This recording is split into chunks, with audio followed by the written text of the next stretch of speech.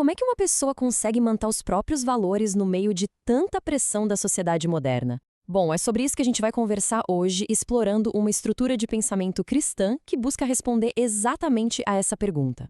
Olha, todo santo dia parece que tem alguma coisa tentando nos moldar, né?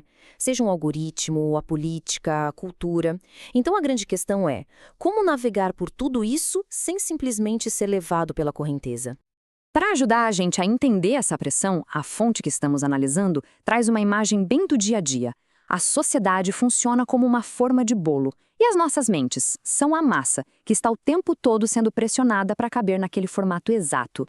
E essa imagem da forma de bolo nos leva direto para o centro do problema. Segundo essa visão, o perigo maior não é nem a pressão em si, mas o nosso ato passivo de ceder a ela. Sabe? De simplesmente deixar que o mundo dite o nosso formato. E no coração de toda essa discussão está uma instrução bem específica. Ela coloca um conflito claro entre duas ações totalmente opostas. De um lado, o ato passivo de se amoldar, e do outro, o ato ativo de se transformar. Mas o que essas palavras realmente significam? Para a gente entender isso a fundo, a fonte nos leva lá para o grego original. Conformar-se e transformar-se não são só ideias vagas, não, hein? São conceitos com significados bem precisos. A palavra para conformar é suschematizo. E ela reforça exatamente aquela ideia de ser moldado por forças externas, de literalmente caber na forma que outra pessoa criou, que nem a massa de bolo. Já do outro lado, a gente tem metamorfou. Isso aqui implica uma mudança radical que vem de dentro para fora. Para se ter uma ideia, é a mesma palavra usada para descrever a transfiguração de Jesus, o que sugere uma transformação profunda, quase sobrenatural, e não uma simples mudancinha de aparência. Ok, resistir à conformidade, buscar a transformação. Muito bonito na teoria, certo? Mas e na prática? Como isso funciona? A primeira aplicação dessa ideia toda lida com uma questão universal: como responder à violência e ao conflito. E a resposta que essa estrutura propõe não é uma regra única para tudo, mas sim uma abordagem que depende do contexto. Como indivíduo, o chamado é para não retaliação, para vencer o mal como o bem. Como nação, o direito à autodefesa é reconhecido. E no contexto da família, a defesa dos entes queridos é vista não só como um direito, mas como um dever. Saindo da paz, pessoal, a gente entra agora em outra área bem prática da vida, a financeira. A discussão agora se volta para uma perspectiva específica sobre trabalho, ajuda social e como lidar com dinheiro. O princípio central aqui é a valorização do trabalho acima da dependência. Isso fica bem resumido na frase: o melhor programa social é um emprego.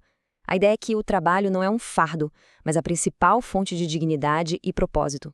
Essa filosofia financeira toda se baseia em alguns pilares bem claros. Primeiro, o trabalho é uma virtude. Segundo, a ajuda social deve ser para quem realmente não pode e não para quem não quer trabalhar.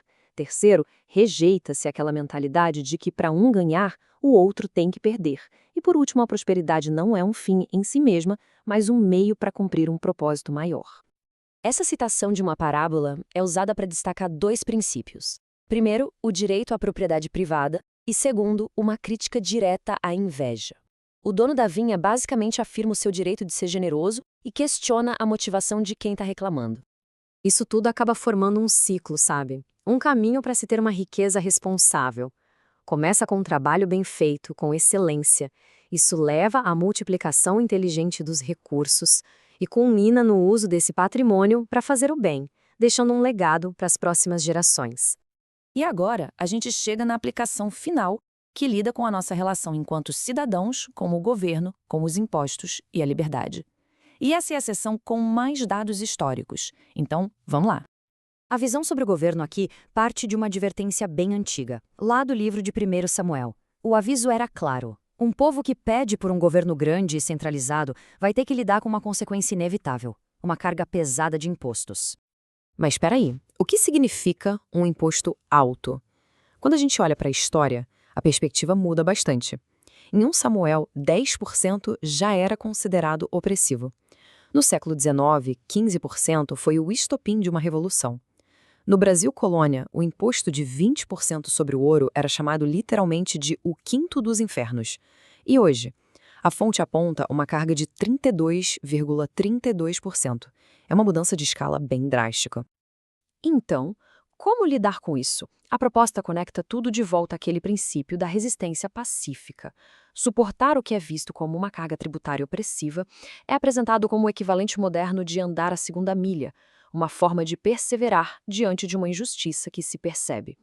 Então, qual seria o governo ideal dentro dessa estrutura? Seria um que defende as liberdades fundamentais, como a vida e a família, um que tem clareza moral entre o certo e o errado, que funciona como servo do povo e não dono, e por fim que é mínimo e eficiente, interferindo o mínimo possível na vida das pessoas.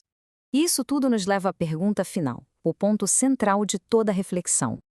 Se a mudança verdadeira não vem de sistemas políticos, mas é interna, começando na mente de cada pessoa, como seria, na prática, uma sociedade transformada de dentro para fora?